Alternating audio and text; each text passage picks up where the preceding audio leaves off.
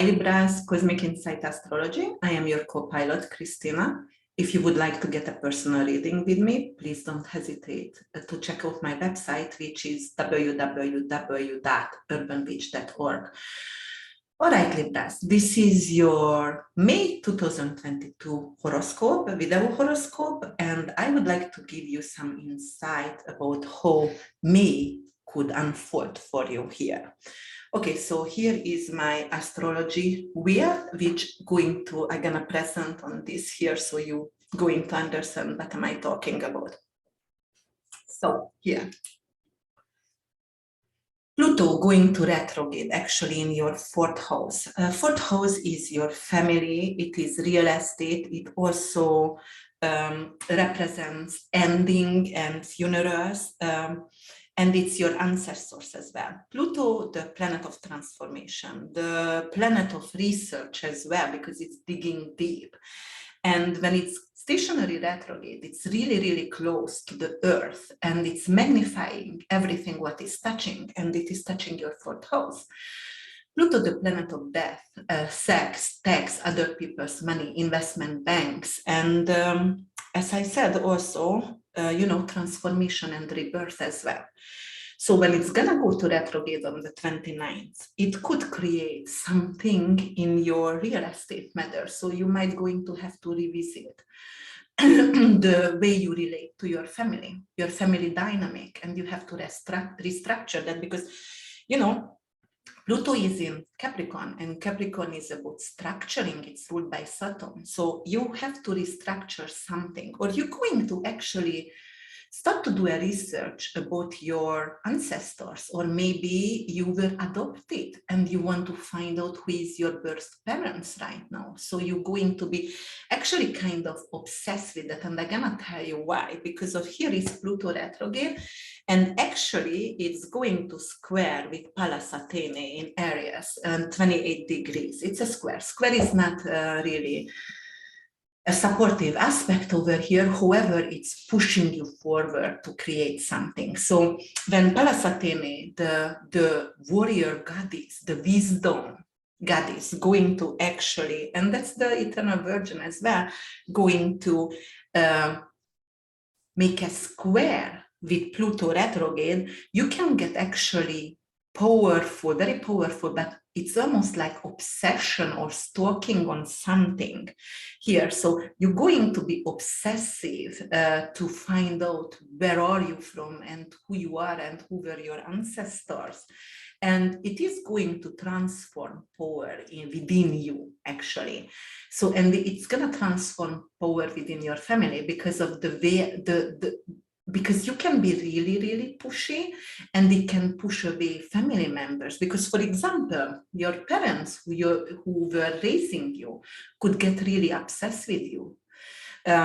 Because there might have been a reason they didn't tell you who is your parents, or, first of all, they might not even know about that, but you can push away family members with that kind of obsession. Pluto retrograde, it also, in fourth house, it could indicate like some kind of Capricorn, could be like your someone relates to 10th house, someone who was your guru, who was your, let's see, what else could have been, like your CEO, or Capricornian energy 10th house, a father figure also could actually pass away.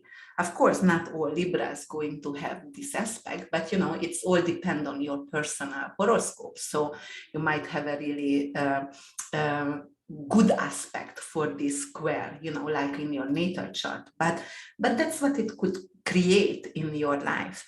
So definitely it's a power struggle in the family and within the family members here with Pallas Athene. What else does Pluto retrograde do? It actually sextiles with Venus in 28 degrees of Pisces. Venus is exalted in Pisces, loves to be here, enjoys to be here. And actually a day later on, no, actually it's going to happen May 1st, when it's going to sextile with Pluto. So it starts the month with a beautiful aspect, and it's going to relate from your 6th house, the health and the family regime. So it could be like you're going to implement a new health routine for your family, which going to be a new kind of daily routine to your family, which is changing their health. You might going to introduce kind of sweet for your family, which actually gonna be a healthier version of sweet. So you're going to take off your children from sugar, but you're gonna implement a lot of watermelon or grapes or whatever it is. But definitely it's a positive aspect here. It's a healing transformation with your 6th and 4th house, that kind of sextile here. And you know, Venus going to ingress Aries May 2nd, 0 degree, that is the world axis over here. So that is a karmic degree, really, really powerful. And as you know, Venus doesn't like to be in Aries. It's like a detriment over here. However, not friends with Mars, because Mars is really, really powerful and really initiator and fiery. And Venus is about love, but if you didn't know, Venus actually has 2 sides. It is the yin and the yang. And Venus also covers the material needs, luxury, beauty, vanity, but Venus also covers love in our life and affection. So it's not unconditional love like Neptune creates in our life, but love. But the material needs of Venus is covered in Aries, because Aries is initiator's sign. So actually, it's not all bad here in Aries, because it could increase the material needs for you in your 7th house when it's going to go in Aries, through a business partner or through your significant other. So maybe your significant other going to get a raise, or some kind of business of your significant other is gonna take off, or it could be like your business in a one-on-one business partnership relationship could pay off very well. And it's still sextile with Pluto, planet of transformation, bank loans, you know, it's also covering money. So what you go, it's a separating aspect, but still sextiling. So it's definitely can increase income and the family income as well through your partner, through your husband or wife. Okay, so let's move forward. So we talked about Pallas Athene, which could be an obsession, and we talked about Venus and retrograde Pluto over here. Let's move over here in your 5th house with Saturn. Your 5th house, it's your happiness, your joy, your investment, your romance, your children, your creativity.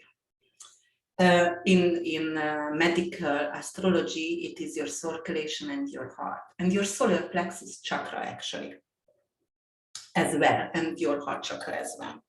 So what it does over here actually in Aquarius Saturn, so it loves to be here because it's the old avatar of Aquarius, but Saturn is squaring North Node in Taurus. It still squares. It's 22 degrees, 22 minutes North Node, and Saturn is 24 actually. However, it still makes a square, and it's still very tight square. And square is not a great aspect, as I said. However, it can push us forward to reach our potential. And North Node is our potential in our life. That is our purpose in life. That is the future life, but we have to approach, that we are moving forward to. That is what you are working forward to. So it could indicate some kind of career change for many times North Node. But in 8th house, North Node, and then 4th house, Pluto here, and they are squaring. It could indicate something like a family member could actually pass away, or it could, oh no, Saturn actually, it's squaring with Saturn, I'm sorry. So in 5th house, so it could be like a blockage actually in my creativity, or I don't get news right now. I wanted to write a book, or I wanted to create something and it's artsy, but I don't get news right now because it's squaring with North Node. So I can move forward. I need to do more research, and Pluto retrograde actually helps you to do more research, but also because Pluto could be an obsession want to find out my inheritance or find out my ancestors.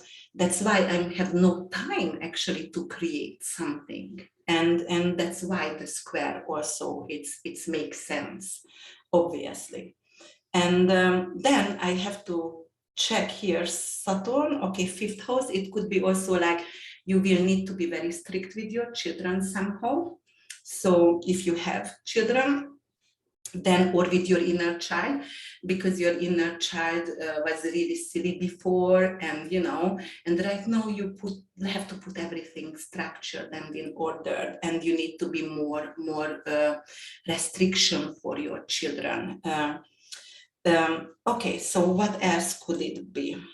Let's move forward here, and we did have Venus at the beginning, May 1st also over here in Pisces, before it moved forward to Aries. So they actually conjuncted with Neptune in your 6th house. So you will find unconditional love, or you will find a way how to heal yourself. And Neptune, many times it's holistic healing, and 6th house is healing. And 6th house is, for example, it could have been like you are healing because of Jupiter-Neptune conjunction was in your 6th house, Venus-Jupiter also April 30 in your 6th house. That's love, and Venus and Neptune here. Also, it could be like perhaps you adopted a puppy or a cat or some kind of small animals, and it's healing your soul because you are not lonely anymore. Or it could be something like through love, you experience so much love in your life. And then that kind of love actually going to help you to get healed. That is pharmaceutical and also a holistic approach to healing, if self-healing. And because Jupiter in 6th house can indicate some kind of growth in the body, so it could create tumor over here. And of course, not necessarily every Libra going to have some kind of tumor here, right? But if you have that situation, you're going to find actually an opportunity to heal yourself, either holistic or pharmaceutical, whatever you decide to, but you will create a healing circumstance for yourself. It is also really good to hire employees, and you're gonna love your employees who you hire because they are going to be loving, and it's going to be a really good relationship between you and the employees. Also, you know, like it is good for forgiveness. And, you know, many times resentment can create cancer, right? And when you are willing to forgive, willingness is enough, then you are creating healing in your body. So that could be very, very positive over here for you. Okay, what else could be this? So let's see. Venus moved over here, Aries, and then Jupiter going to follow on May 10th, actually in Aries, in your 7th house. So that's going to be really loving for your relationship, very, very loving energy for your relationship.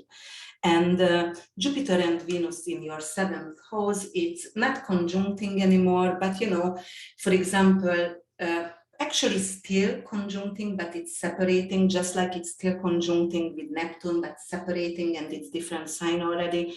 So in 7th house, you will get a lot of support actually to change the family dynamic from the significant others. And actually at the beginning, your significant others, because of Pluto, Pluto was squaring with Pallas Athene, so didn't support you. But right now, with this kind of conjunction and this kind of change, actually going to start to support you, the significant others over here. Okay, so what else going to go and what else gonna happen? So then Mars going to actually ingress Aries, May 24th.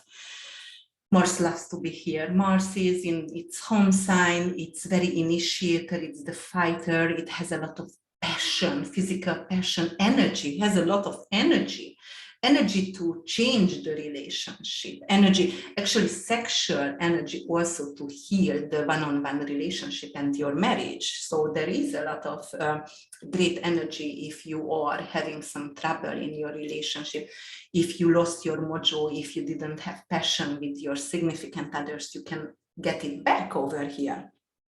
And Neptune still going to be in Pisces, but also Juno still here, and it's entered actually in Juno entered, oh, nothing is working. Juno entered April 20th Pisces, and Juno is the love here, the loyal love. And Pisces is very spiritual and very understanding and unconditional love. So it's create actually in your 6th house with your employees, like unconditional love. And you know, it could be like healing through a significant others. My significant other, my soulmate, going to support me on my healing journey as well. All right. 6th house, when Mars was here in Pisces, and Pisces rules water in the body, you know, like water resistance, or it could be something. Mars is very fiery, so it could create an inflammation. So it could be also like some kind of blood cancer, or you know, some kind of inflammation in anything what is flowing in the body.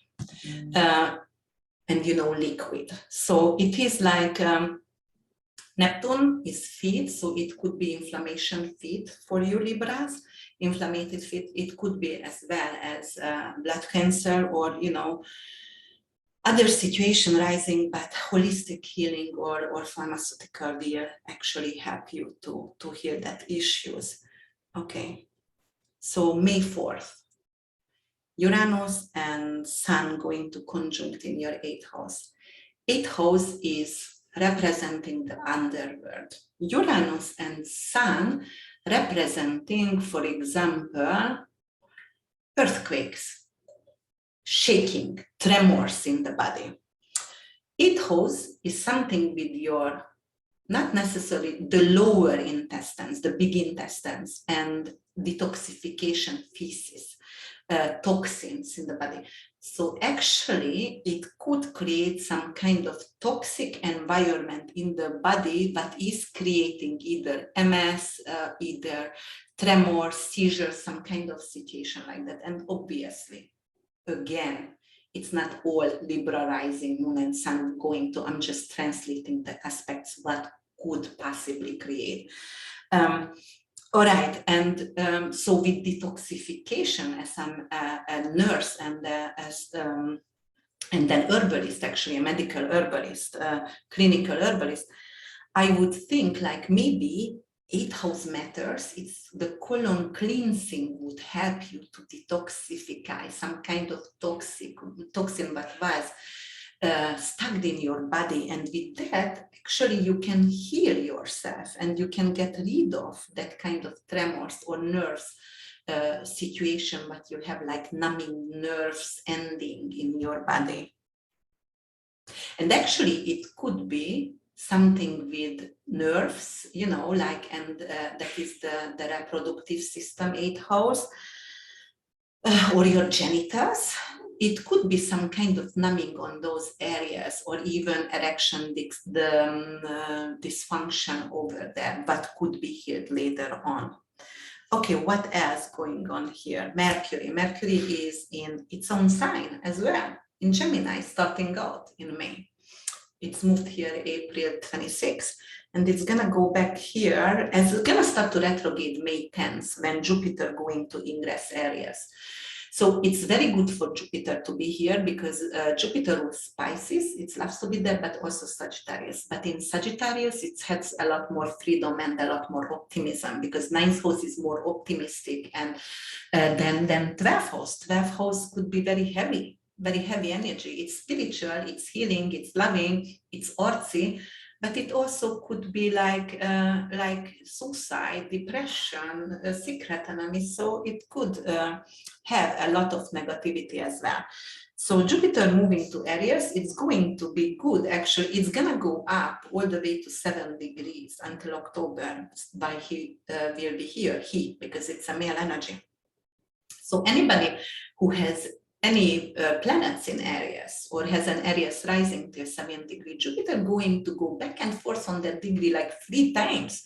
Even if you have progress planets in Aries right now, it will actually give an extra boost, beauty, energy, optimism over there, whatever house it reaches. And it is for you the 7th house, Libras, with Venus over here, with Mars over here, and Jupiter. Come on, you know what is that? It could be like I'm going to have a wedding, plan my wedding, or I'm going to have a proposal. So it's very loving for you Libras here with marriage and one-on-one business relationship as well. It could be definitely planning your wedding and or even to get married the next 5 months. So it is loving and it is the initiator. I'm gonna plan it. It's gonna be an amazing party. It's gonna be really, really loving energy here. Okay, what else gonna happen? So then Mercury on May 22nd, gonna go back retrograding to Taurus over here. So it starts out in Gemini, 4 degrees, and going back to Taurus on May 22nd. So then you have to revisit some kind of situation like rewrite your wills, rewrite your trust, or the loan papers didn't get through somehow, and I have to actually rearrange something with my funeral plot, with my investment. So I have to revisit something over there because something went wrong. Okay, investment. So Mercury rules Gemini and rules 3rd house, and also rules 6th house and rules Virgo as well. But in 3rd house, it could be some kind of cryptocurrency. And yes, that's what I wanted to talk about. So some kind of cryptocurrency. So it means like you could have invested in crypto, and when Mercury go back to 8th house for you, it could be decrease in your crypto balance.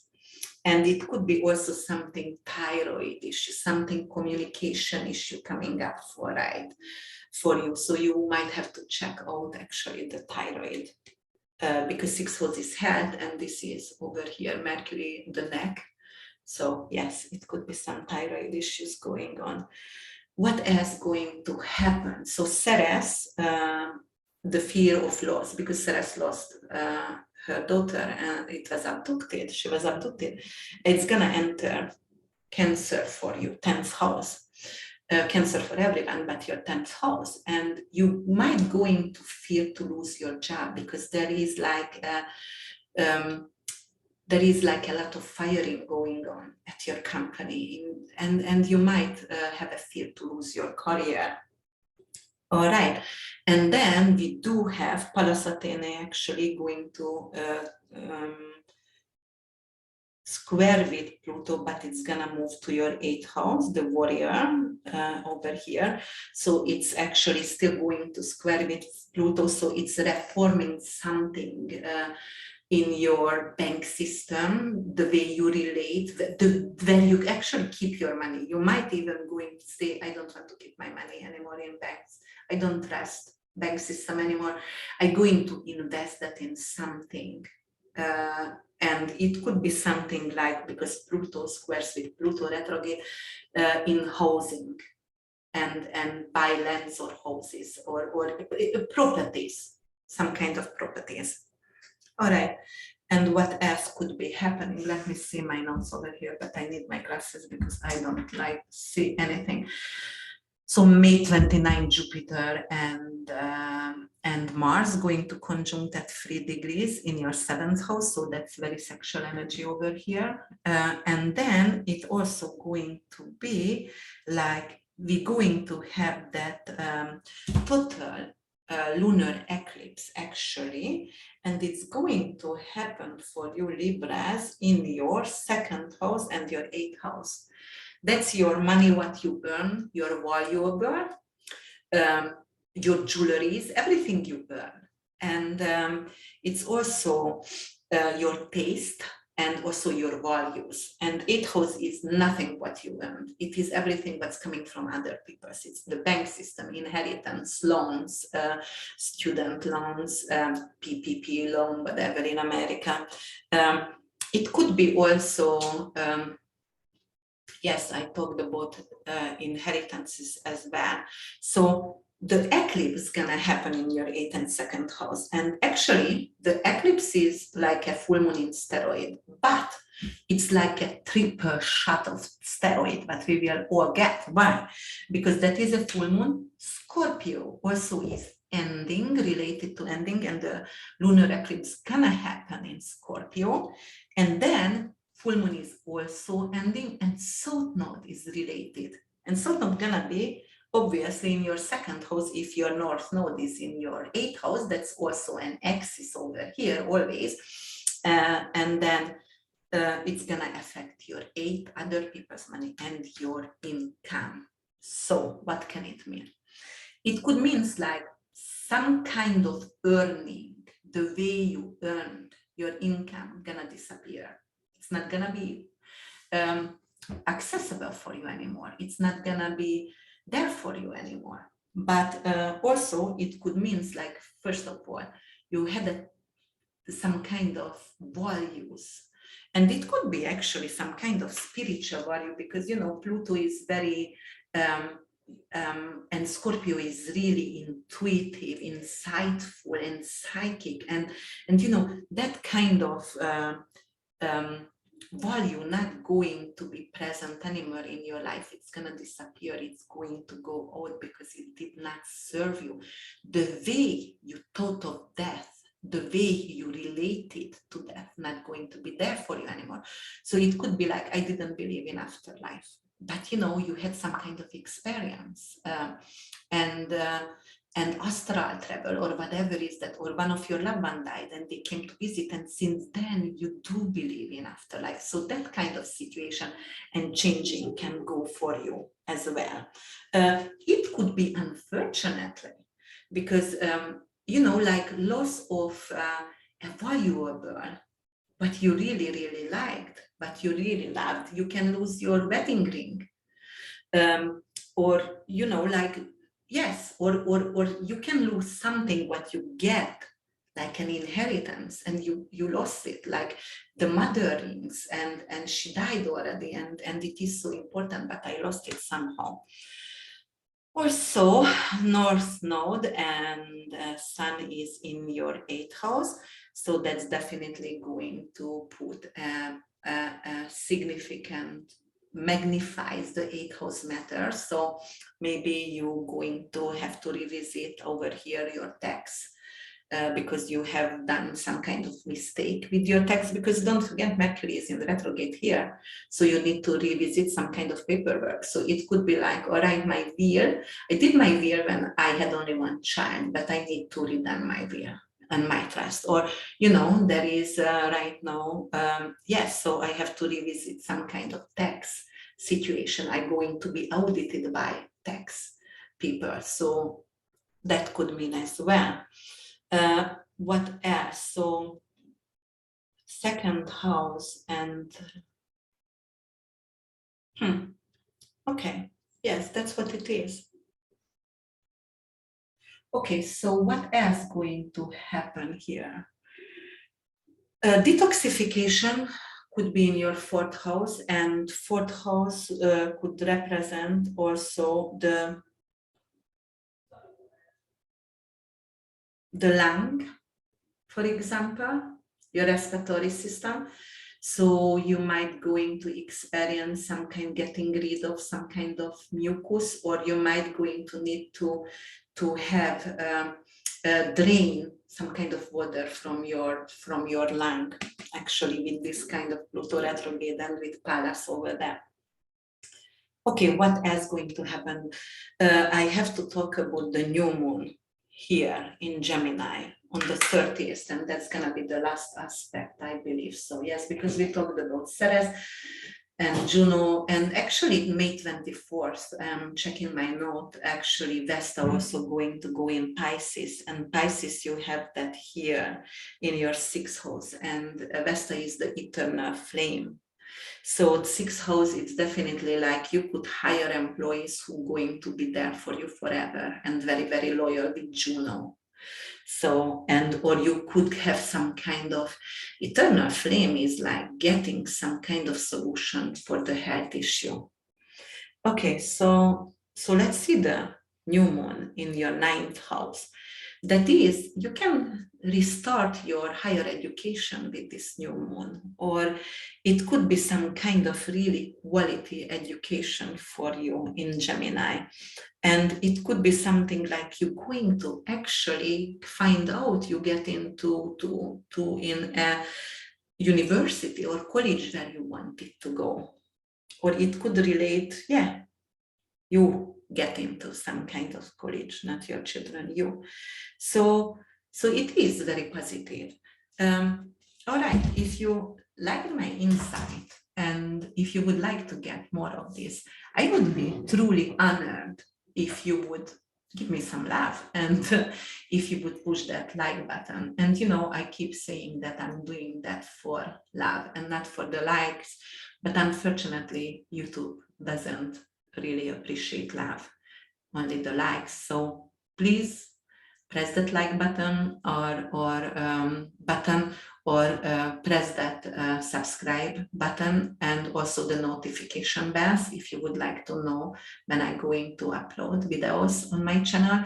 And again, don't hesitate to visit my website www.urbanwitch.org. Till we meet again. Bye.